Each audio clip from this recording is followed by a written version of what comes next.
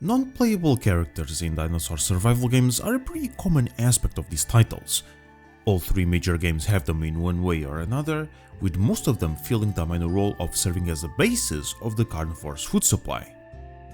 Changing now to specifics. The Isle in particular also functions this way, for a very long time in fact, but their main plan was always to be much more than that. From the very beginning that the game was intended to have a bigger focus on AI, to have their maps more populated, and for them to be more engaging, interactable, and contribute more to the player's ecosystem. Such has been an acknowledgeable effect to the community since the title's launch pretty much. And last year I made a video discussing this very topic with the conclusion that the planned implementation of AI dinosaurs in the Isle was more detrimental than beneficial. And now, over 12 months later, I realized that I was wrong. At that time, there were two major points that pushed me towards that initial judgment: performance and the inability to distinguish players from NPCs. While I was aware of the numerous positives its introduction could potentially bring, these two issues were the reason why I thought AI would be more problematic than it's worth. And they are still relevant, mind you. If a solution is not found, both parameters will damage the effect NPC dinosaurs have in the Isle and negatively affect the game as a whole.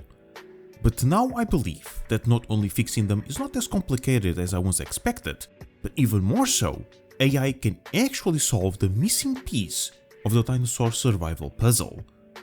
Hear me out. When it comes to those solutions, if Path of Titans taught us anything, is that server stability and performance can indeed be achieved in our current time. Very recently, Alduron successfully maintained a working 200-player server with minimal impact. You can check this video for more details on that.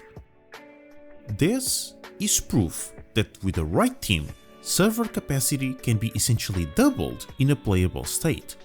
And this is important for this subject because, for those who don't know, AI requires a similar level of server power to human players to function, meaning that Path can not just have more people, but also more or better NPCs. All we need to do now is wait for the Isle developers to do the same. But knowing how the stress test is going, well, we'll have to wait for a good while for that. But nevertheless, it is feasible and we have proof of it. That's what matters. Now for the problem with separating bots from actual players. It took me quite a long time to find a viable solution, but I think I figured it out. Just so we are on the same page, Afterthought wants AI dinos to have the same tools and customization features as real players. We can pick the same dinos, with the same skins, with the same functionalities. That will cause issues, and I still believe that's the case. While seeing large herds roaming around and carnivore packs hunting all behaving as we expect them to behave is incredibly immersive, it can also feel extremely lonely the moment you realize there's no actual players around, which completely defeats the purpose of the Isle being a multiplayer game, a multiplayer focused one at that. Such aspect can manifest even quicker when you can't easily identify other people. Sure, if you're already in the group that is irrelevant.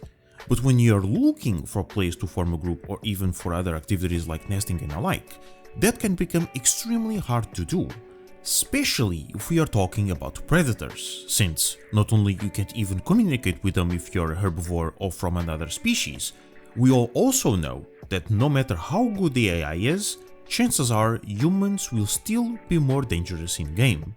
So acknowledging who you're facing can help you adjust your tactics and level of awareness, and thus avoiding a disadvantage that you would have without that information.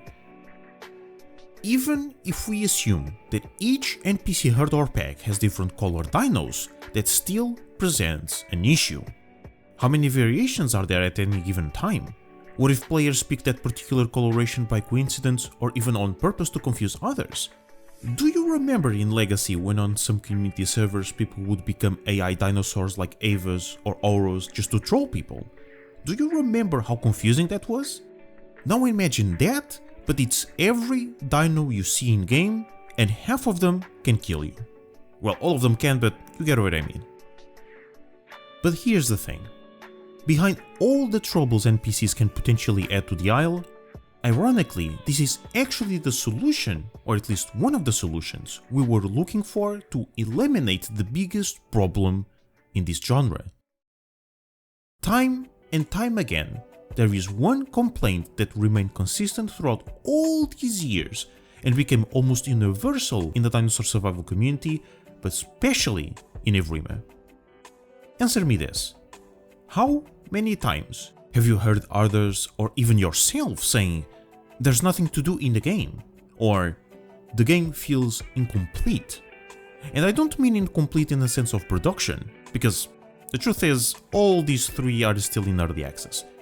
I mean incomplete in the sense of, no matter how many mechanics or dinosaurs they add, it always feels like something's missing. I believe that one of those missing pieces is just lack of people in-game. The servers more often than not feel empty because 100, 200, 300, even 400 is just not enough. Not for the size of these maps anyway. And we definitely don't want smaller maps. We want both. We are willing to get smaller maps if that helps the game feel more populated, but that's not what we really want. So adding AI with robust and complex behaviors which we could interact with would both fix the low population servers and indefinitely extend the game's longevity, since, in that case, you wouldn't require other human players to play the game, which is something we are subjected to currently. If we are the only person in the world playing the Isle, you cannot play it. Something that wouldn't happen if you had an entire server worth of AI to play with. That is all well and good, but how exactly do we prevent the previously mentioned complications though?